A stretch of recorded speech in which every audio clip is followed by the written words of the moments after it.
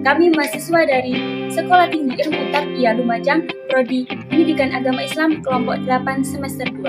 Video ini dibuat untuk menyelesaikan tugas studi metodologi hadis dengan dosen pengampu Ibu Arifatul Ma'ani, SPD. Kami dari kelompok 8 terdiri dari 5 anggota kelompok yang masing-masing bekerja sama untuk memenuhi tugas dengan judul materi model penelitian hadis.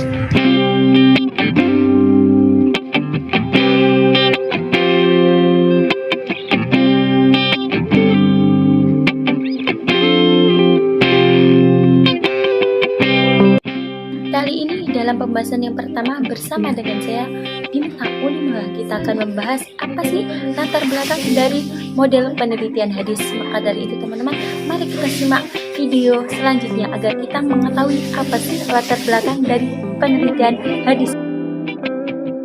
Agama Islam adalah agama yang Allah turunkan kepada Nabi Muhammad melalui perantaran malaikat Jibril. Semenjak hal itu, semua umat Islam mulai berpatokan kepada Al-Quran dan As-Sunnah. Jika terjadi suatu permasalahan, hadis secara etimologi adalah sesuatu yang jayid dan kebalikan dari qadim, lama. Hadis secara istilah adalah perkataan, perbuatan, hal ihwal yang dilakukan oleh Nabi Muhammad SAW. Karenanya sangat penting sekali bagi kita untuk mempelajari penelitian hadis beserta dengan model-modelnya agar tidak terjadi kekeliruan. Karena banyak sekali di kalangan masyarakat kita yang belum mengetahui atau salah paham tentang hadis. Karena hadis dibagi menjadi 3, ada hadis hasan, ada sahih, dan juga ada dhaif. Maka dari itu pentingnya untuk mempelajari penelitian hadis beserta dengan model-modelnya agar tidak terjadi kekeliruan sumber yang akan dijadikan sebagai. Halo, bersama saya Dani Rahmayanti yang tentunya kali ini saya akan membagi sedikit pengetahuan tentang hadis. Apa sih itu hadis? Simak baik-baik ya. Apa sih itu hadis? Kata hadis atau ahadits menurut bahasa berarti al-jadid, yang artinya sesuatu yang baru. Yang punya lawan kata yaitu al-qadim, yaitu sesuatu yang lama. Nah, kata hadis juga berarti al-khobar, yang artinya berita, yaitu sesuatu yang dipercakapkan dan dipindahkan dari seorang kepada orang lain. Kata jamaknya yaitu al-hadits. Nah, secara terminologi ada 2 pendapat. Yang pertama dari ahli hadis, yang kedua dari ahli usul fikih. Yang pertama dari ahli hadis, segala suatu perkataan Nabi dan hal-hal ihwalnya. Apa sih hal ihwalnya? Yang termasuk hal ihwalnya adalah segala pemberitaan tentang Nabi Muhammad SAW seperti yang berkaitan dengan hikmah, karakteristik, sejarah kelahiran, dan kebiasaan Nabi. Dan yang kedua, usul fikih, segala yang berasal dari Nabi selain Al-Quran Karim yang berupa perkataan, perbuatan, maupun persetujuan yang pantas menjadi dalil hukum syarah. Kali ini bersama dengan saya Nuzilatul Fitriyah yang akan membahas tentang definisi penelitian hadis. Apa sih definisi penelitian hadis itu? Definisi penelitian hadis. Penelitian hadis dikenal dengan naqd al-hadis. Secara bahasa, naqd memiliki arti 4. Yang pertama penelitian, yang kedua analisis, yang ketiga pengecekan, dan yang keempat pembedaan. Berdasarkan keempat makna ini, penelitian hadis juga terdapat 4 makna. Yang pertama, penyelidikan tentang kualitas hadis. Yang kedua, analisis terhadap sanad dan matannya. Yang ketiga, pengecekan hadis ke dalam sumber-sumber, serta pembedaan antara hadis otentik dan yang tidak. Dalam Al-Quran dan hadis sendiri, tidak ditemukan kata al-naqd yang digunakan dalam arti penelitian atau kritik. Namun, ini tidak berarti bahwa konsep kritik dan penelitian tidak dikenal dalam Al-Quran. Sebab pada kenyataannya, Al-Quran menggunakan kata yamis atau bentuk mudhari' dari kata maza, yang biasanya juga disebut dengan tamyiz, yaitu memisahkan dan membedakan sesuatu dari sesuatu yang lain. Kali ini dengan saya Fatihatul Alim. Di sini saya akan menjelaskan atau memaparkan tentang penelitian hadis itu sangat penting untuk dilakukan. Oke, di sini saya akan menjelaskan tentang penelitian hadis. Sangatlah penting untuk dilakukan. Kenapa? Karena dilatar belakangi oleh beberapa hal.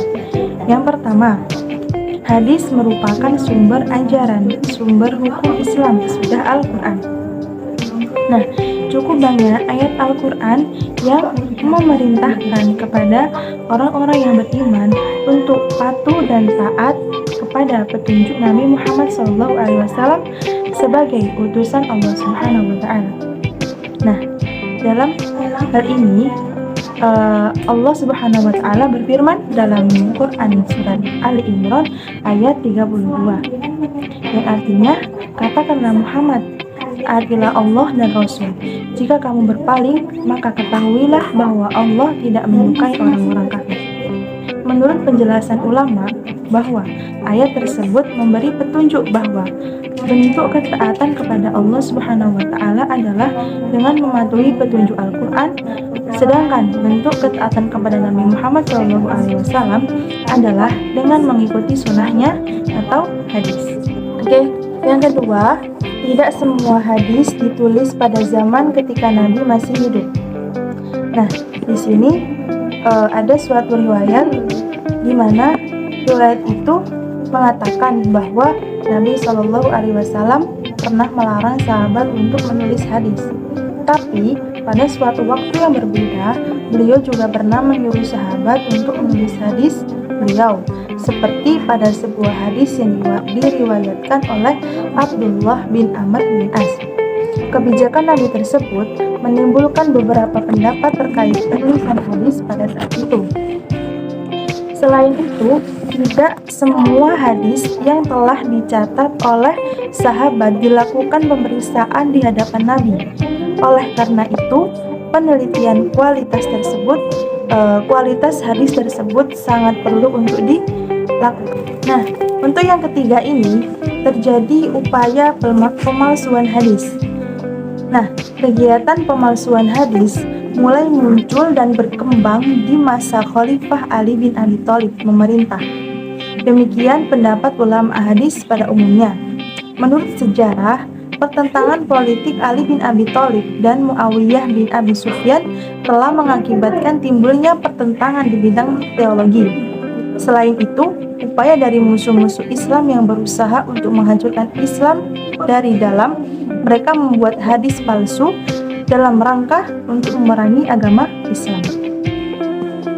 Nah, yang keempat, yaitu proses penghimpunan dan periwayatan hadis Nabi Shallallahu Alaihi Wasallam telah memakan waktu yang sangat panjang.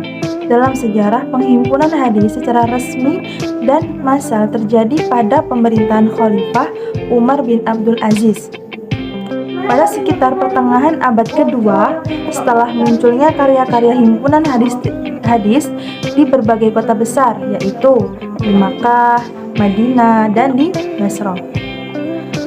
Puncak penghimpunan hadis Nabi terjadi sekitar pertengahan abad ketiga Hijriah.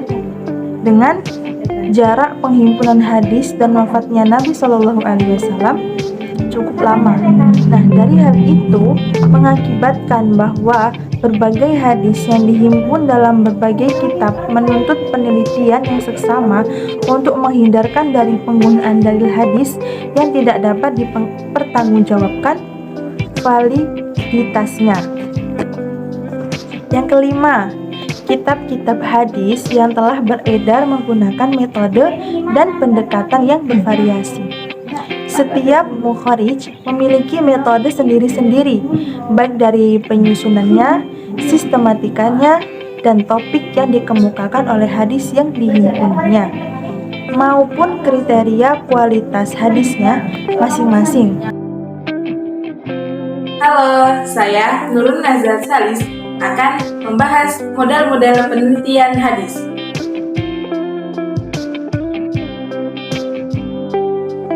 Model-model penelitian hadis. Ada 4 model penelitian hadis yang akan saya bahas kali ini. Yang pertama, model Quraisyah. Bahan penelitian yang dipakai di model ini adalah perpustakaan atau mengambil dari tulisan para ahli Quran dan para ahli hadis. Sifat penelitiannya yaitu deskriptif analitik. Yang kedua, model Mustafa Al-Sibai. Model penelitian ini bercorak eksploratif dengan menggunakan pendekatan historis. Sifat penelitian ini deskriptif analitik. Yang ketiga, model Muhammad Al-Ghazali. Model penelitian ini juga termasuk model penelitian eksploratif yang mengkaji lebih dalam lagi. Dan model penelitian ini bersifat deskriptif analitik.